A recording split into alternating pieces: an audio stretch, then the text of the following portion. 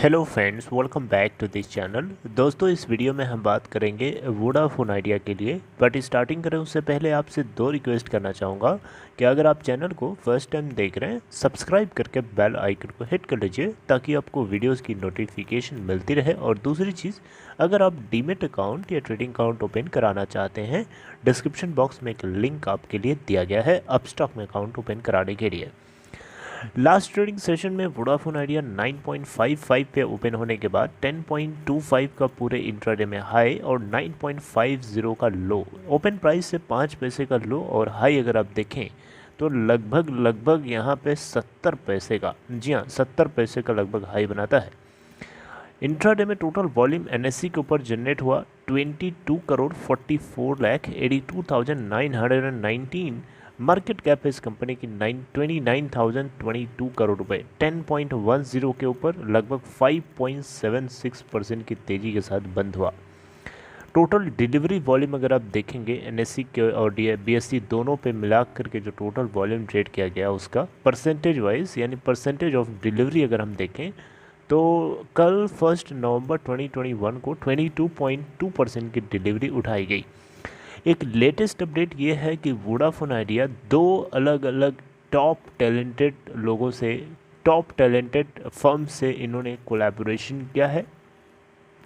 Collaboration क्यों किया है, इस कोलैबोरेशन से क्या फ़ायदा होगा, ये बात भी आपको पता होना चाहिए। देखिए दोस्तों, पहले तो जानिए कोलैबोरेशन क्या है, क्यों किया है और किससे किया है।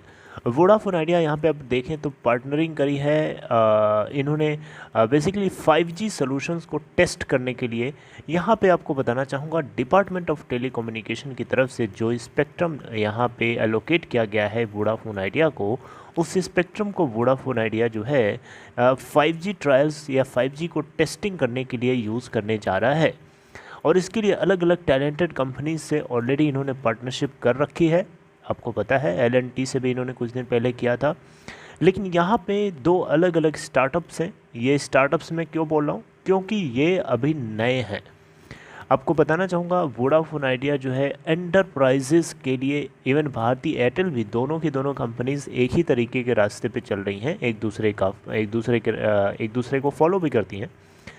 तो यहाँ पे ये दोनों भारतीय Airtel and Vodafone idea enterprise solutions यानी एंटरप्राइज जो कस्टमर्स हैं इनके, उन सभी को पूरी तरीके से फोकस में लेके चल रही हैं। क्योंकि इनको पता है सबसे ज़्यादा डेटा कंज्यूम वही लोग करते हैं और उन्हीं से इनका आरपू जो है इम्प्रूव होगा।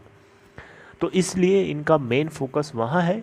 प्लस जो 5G सॉल्यूशन है, 5G टेक्नोलॉजी है, इसको भी बहुत ही एडवांस तरीके से आने वाले टाइम में यूज़ करने के लिए ये टेस्टिंग फेज़ में अभी चल रही हैं। इसी के चलते वोडाफोन आइडिया ने दो स्टार्टअप्स हैं जिनके नाम है विजीबीस रोबोटिक सॉल्यूशंस एंड दूसरा है ट्विक लैब्स। जी हाँ, TWEEK, ट्विक लैब्स। और पहला है विजीबी रोबोटिक्स सॉल्यूशन।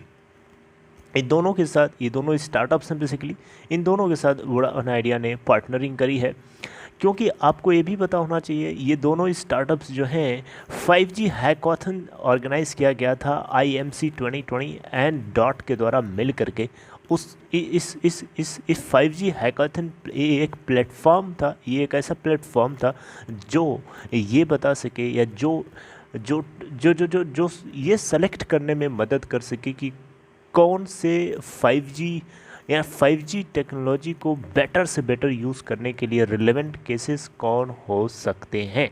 तो ये दोनों को टॉप विनर घोषित किया गया था। जी हाँ, टॉप विनर घोषित किया गया था इनको, किनको, विजीबी robotics solution and tweak labs.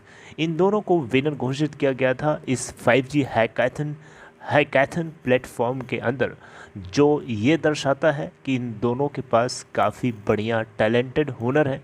ये दोनों मेंटोर की तरह काम कर सकते हैं 5G टेक्नोलॉजी के लिए। रिलेवेंट टैलेंट है इनके पास इस पूरे टेक्नोलॉजी के लिए। तो इन्हीं के साथ यहाँ पे वोडाफोन आइडिया ने पार्टनरिंग करी है। आपको बताना चाहूँगा विजीबी रोबोटिक्स सॉल्यूशन के साथ जो पार्टनरिंग करी है वोडाफोन आइडिया ने, ये unmanned aerial traffic management and management server, जिसको हम एरो ब्रिज भी बोलते हैं, राइट, 5G नेटवर्क के साथ इन सभी को यूज़ करने के लिए किया गया है। यहाँ पे आपको बताना चाहूँगा ये ये जो है ये सॉल्यूशंस को वैलिडेट करेगा, जैसे कि स्ट्रीम लाइव वीडियो फ्रेम्स जो कि UAV से लिए जा सकते हैं ओवर द नेटवर्क, डेमोन्स्ट्रेट करेगा पब्लिक सेफ्टी को and law enforcement application for ground personal, even perform real time analytics from data जो कैप्चर किए जाएंगे ड्रोन्स के माध्यम से।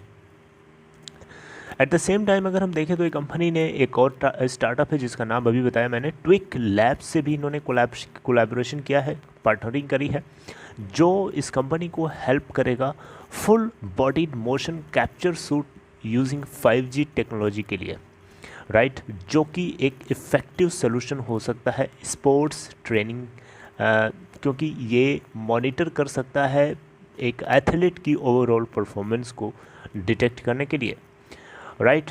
तो दोस्तों यहाँ पे ये बातें जो है आपको पता होना चाहिए। जैसा कि आपको पता है वोडाफोन आइडिया ने पहले भी एक पीक डाउनलोड स्पीड 3.7 Gbps की अचीव कर चुका है वेव स्पेक्ट्रम को यूज़ करते हुए।